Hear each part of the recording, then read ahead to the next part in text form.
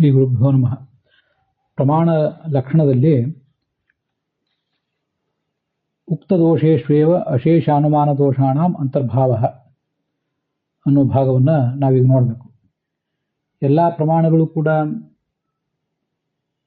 ಎಲ್ಲ ಪ್ರತ್ಯಕ್ಷ, ಅನುಮಾನ, ಆಗಮ ಇವೇ ಮೂರು ಪ್ರಮಾಣಗಳಲ್ಲಿ ಉಳಿದೆಲ್ಲ ಪ್ರಮಾಣಗಳು ಕೂಡ ಅಂತರ್ಭಾವ ಪಡಿತವೆ ಅಂತ ಈ ಹಿಂದೆ ನೋಡಿ ಮುಗಿಸಿದ್ದೀವಿ. ಈಗ ಈ ಅನುಮಾನದ ದೋಷಗಳ ಬಗ್ಗೆ ಹೇಳ್ತಿದ್ದಾರೆ. ದುಷ್ಟಾನುಮಾನಕ್ಕೆ ಬರುವಂತಹ ಅನೇಕ ದೋಷಗಳಿವೆ. ಆ ಎಲ್ಲ ದೋಷಗಳು ಕೂಡ ಪ್ರತಿಯೊಂದು ದೋಷವನ್ನು ಪ್ರತ್ಯೇಕವಾಗಿ ಪರಿಗಣಿಸುವಂತಹ ಅಗತ್ಯ ಏನಿಲ್ಲ. ಅವೆಲ್ಲವನ್ನು ಈ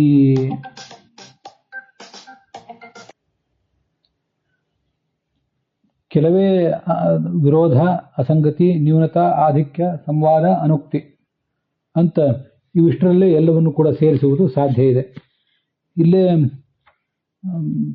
ಪ್ರಮಾಣ ಲಕ್ಷಣದಲ್ಲಿ ಈ ಹಿಂದೆ 561ನೇ ಪುಟದಲ್ಲಿ ಆ ವಿಷಯ ಬಂದಿದೆ. ಉಪಪತ್ತಿ ದೋಷೋ ವಿರೋಧಾಸಂಗತಿ, ನ್ಯೂನಾಧಿಕೆ ವಾಚನಿಕೆ, ಸಂವಾದಾನುಕ್ತಿಯುತಾ ನಿಗ್ರಹ. ವಿರೋಧ ಮತ್ತು ಅಸಂಗತಿ ಇವೆರಡೂ ಕೂಡ ಅನುಮಾನದ ದೋಷಗಳು. ಅಲ್ಲಿ ಹೇತು ವಿರೋಧ, ದೃಷ್ಟಾಂತ ವಿರೋಧ ಇತ್ಯಾದಿ ವಿಭಾಗ ಅಲ್ಲಿದೆ. ಮುಂದೆ ನ್ಯೂನತಾ ಮತ್ತು ಆಧಿಕ್ಯ ಅನ್ನುವುದೆರಡು ವಾಕ್ಯದ ದೋಷಗಳು. ವಾದಿ ಅಥವಾ ಪ್ರತಿವಾದಿಗಳು ತಾವೇನು ತಪ್ಪು ಮಾಡ್ತಾರೆ, ಹೇಳುವಾಗ ಏನು ತಪ್ಪು ಮಾಡ್ತಾರೆ, ಆ ಹೇಳಿಕೆಗೆ ಸಂಬಂಧಪಟ್ಟ ದೋಷಗಳು. ಸಂವಾದಾನುಕ್ತಿಯುತಾ ನಿಗ್ರಹ, ಇವಕ್ಕೆ ಸಂವಾದ ಮತ್ತು ಅನುಕ್ತಿ ಇವೆರಡನ್ನು ದೋಷಗಳನ್ನು ಸೇರಿಸಿದರೆ ಅವು ನಿಗ್ರಹ ಸ್ಥಾನ ಅಂತ 6 ನಿಗ್ರಹ ಸ್ಥಾನಗಳು ಅಂತ ಕರೆಸ್ಕೋತವೆ. ಸಂವಾದಾನುಕ್ತಿ ಯುತಾಹ ಅಂದರೆ ಕೂಡಿದ, ಹಿಂದೆ ಹೇಳಿದ 4 ದೋಷಗಳ ಜೊತೆ ಕೂಡಿದ ನಿಗ್ರಹ. ಈ ಹಿಂದೆ ಹೇಳಿದ 4 ದೋಷಗಳ ಜೊತೆಗೆ ಈ ಸಂವಾದ ಅನುಕ್ತಿಗಳನ್ನು ಕೂಡ ನಾವು ಸೇರಿಸಿದರೆ ಒಟ್ಟು 6 ನಿಗ್ರಹ ಸ್ಥಾನಗಳಾಗ್ತವೆ. ಸಂವಾದಾನುಕ್ತಿಯುತಾ ತಯೇವ ನಿಗ್ರಹ ಅಂತ ಇನ್ನೊಂದು ಪಾಠಾಂತರ ಇದೆ. ಹಿಂದೆ ಹೇಳಿದ 4 ದೋಷಗಳೇ ಸಂವಾದಾನುಕ್ತಿಗಳ ಜೊತೆಗೆ ಸೇರಿದರೆ ಅವನ್ನೇ ನಿಗ್ರಹ ಸ್ಥಾನ ಅಂತ ಹೇಳೋದು. ಹೀಗೆ ಒಟ್ಟಾರೆ 6 ನಿಗ್ರಹ ಸ್ಥಾನಗಳಲ್ಲಿ ಉಳಿದೆಲ್ಲ ದೋಷಗಳನ್ನು ಕೂಡ ಸೇರಿಸಬಹುದು. ಅನುಮಾನದ ಎಲ್ಲ ದೋಷಗಳು ಕೂಡ ಅದನ್ನು ಇಲ್ಲಿ ಮುಂದೆ 577ನೇ ಪುಟದಲ್ಲಿ ಹೇಳಿದ್ದಾರೆ. ಎಲ್ಲ ಹೇತ್ವಾಭಾಸಗಳು ಕೂಡ ನಾವು ಹೇಳಿದ ವಿರೋಧ ಮೊದಲಾದದರಲ್ಲಿಯೇ ಸೇರಿ ಹೋಗ್ತವೆ. ಇದಕ್ಕೆ ಪ್ರಮಾಣ ಲಕ್ಷಣದಲ್ಲಿ ಹೆಚ್ಚೇನು ವಿವರಣೆ ಇಲ್ಲ, ಆದರೆ ಟೀಕಾದಲ್ಲಿ ಅದಕ್ಕೆ ವಿವರಣೆ ಇದೆ. ಅದೆಲ್ಲವೂ ಈಗ ನಾವು ಪ್ರಮಾಣ ಪದ್ಧತಿ ನೋಡುವಾಗ ಅದನ್ನು ಹೆಚ್ಚಿಗೆ ನೋಡ್ಬೋದು. ಪ್ರಮಾಣ ಲಕ್ಷಣವನ್ನು ನೋಡುವಾಗ ಅದೆಲ್ಲವೂ ಕೂಡ ಏನು ಬೇಕಾಗಿಲ್ಲ. ಅದರ ಮುಂದೆ ಸಾಧ್ಯ ಅವಿಶಿಷ್ಟ ಅಸಿದ್ಧ, ಕೆಲವು ಕಡೆ ಹೇತು ಮತ್ತು ಸಾಧ್ಯ ಎರಡೂ ಒಂದೇ ಆಗಿಬಿಡ್ತವೆ. ಅಲ್ಲಿ ಸಾಧ್ಯ ಅವಿಶಿಷ್ಟತ್ವ ಅನ್ನುವ ಒಂದು ದೋಷ ಹೇತುವಿಗೆ ಬರ್ತದೆ. ಸಾಧ್ಯಕ್ಕಿಂತ ಭಿನ್ನ ಆಗದೇ ಇರುವಿಕೆ ಅಂತ ಅದರ ಅರ್ಥ.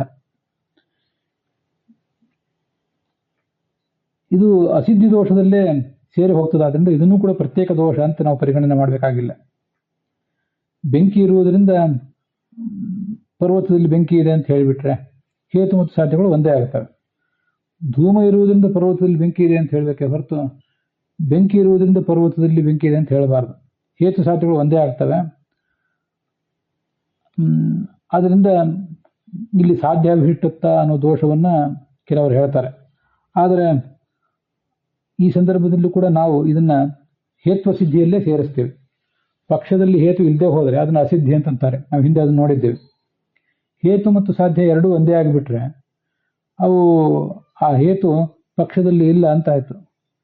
ಆದ್ದರಿಂದ ಅಂಥ ಹೇತು ಅಸಿದ್ಧವೇ ಆಗಿಬಿಡ್ತದೆ. ಪಕ್ಷದಲ್ಲಿ ಹೇತು ಇಲ್ಲ ಅಂತ ಯಾಕಾಯಿತು ಅಂದರೆ ಸಾಧ್ಯವೇ ಹೇತು ಆಯಿತು. ಆ ಸಾಧ್ಯ ಇನ್ನೂ ನಾವು ಪಕ್ಷದಲ್ಲಿ ನಿಶ್ಚಿತ ಆಗಲಿಲ್ಲ. ನಾವು ಈ ಅನುಮಾನವನ್ನು ಪ್ರಯೋಗಿಸಿದ ಮೇಲೆ ಆ ಸಾಧ್ಯ ಅನ್ನೋದು ಹೇತುವಿನ ಬಲದಿಂದ ಸಿದ್ಧ ಆಗಬೇಕು. ಈಗಲೇ ಸಾಧ್ಯ ಮತ್ತು ಹೇತು ಎರಡನ್ನೂ ನಾವು ಒಂದನ್ನೇ ಮಾಡಿ ಪ್ರಯೋಗ ಮಾಡಿಬಿಟ್ರೆ, ಸಾಧ್ಯವೇ ಹೇತು ಆಗಿಬಿಟ್ರೆ ಅಂತ ಹೇತು ಅಸಿದ್ಧ ಆಗ್ತದೆ. ಅದರಿಂದ ಸಾಧ್ಯ ವಿಶಿಷ್ಟತಾ ಅನ್ನೋ ದೋಷ ಅಸಿದ್ಧಿಯಲ್ಲೇ ಸೇರಿ ಹೋಗ್ತದೆ. ಮುಂದೆ ಸಿದ್ಧ ಸಾಧಕ ಅಸಂಗತಃ, ಸಿದ್ಧ ಸಾಧನಕ ಅಂತ ಮತ್ತೊಂದು ದೋಷ ಇದೆ. ಅದನ್ನು ನಾವು ಅಸಂಗತಿಯಲ್ಲೇ ಸೇರಿಸ್ಬೋದು. ನಮಗೆ ಈಗಾಗಲೇ ಗೊತ್ತಿರುವಂತಹ ಸಂಗತಿಯನ್ನ ಸಾಧನೆ ಮಾಡ್ಲಿಕ್ಕೆ ಹೊರಟ್ರೆ ಅದನ್ನು ಸಿದ್ಧ ಸಾಧನತ ಅಂತಾರೆ. ಆ ಶಬ್ದಕ್ಕೆ ಹಾಗೆ ಅರ್ಥ. ಬೆಂಕಿ ಬಿಸಿಯಾಗಿದೆ ಅಂತ ನಮಗೆ ಗೊತ್ತಿದ್ದಾಗ ಅದನ್ನ ಅಗ್ನಿಯಿಂದ ಸಾಧನೆ ಮಾಡ್ಲಿಕ್ಕೆ ಹೊರಟ್ರೆ ಅದು ಅಸಂಗತಿ ದೋಷ ಅಂತ ಅನಿಸ್ಕೋತದೆ. ಸಂಗತಿ ಅಂದ್ರೆ ಜಿಜ್ಞಾಸೆ. ಆ ಜಿಜ್ಞಾಸೆ ಇದ್ರೆ ಆ ಜಿಜ್ಞಾಸೆಯನ್ನು ತಣಿಸುವುದಕ್ಕೋಸ್ಕರ ಒಂದು ಅನುಮಾನ ಪ್ರಯೋಗ ಮಾಡಬೇಕು. ಬೆಂಕಿಯ ಉಷ್ಣತೆಯ ಬಗ್ಗೆ ಸಂಶಯವೇ ಇಲ್ಲದೆ ಇದ್ದಾಗ ಆ ಜಿಜ್ಞಾಸ ಅನ್ನುವ ಸಂಗತಿ ಅದು ಬರೋದೇ ಇಲ್ಲ. ಸಂಗತಿ ಅಂದ್ರೆ ಜಿಜ್ಞಾಸೆ ಅಂತ ಒಂದು ಇಲ್ಲಿ ಅರ್ಥ ಹೇಳಿದ್ದಾರೆ. ಸಂಗತಿ ಅಂದ್ರೆ ನಾವು ಇನ್ನೊಂದು ಅರ್ಥ ತಿಳ್ಕೋಬಹುದು, ರಿಲೆವೆನ್ಸ್ ಅಂತ ಅರ್ಥ.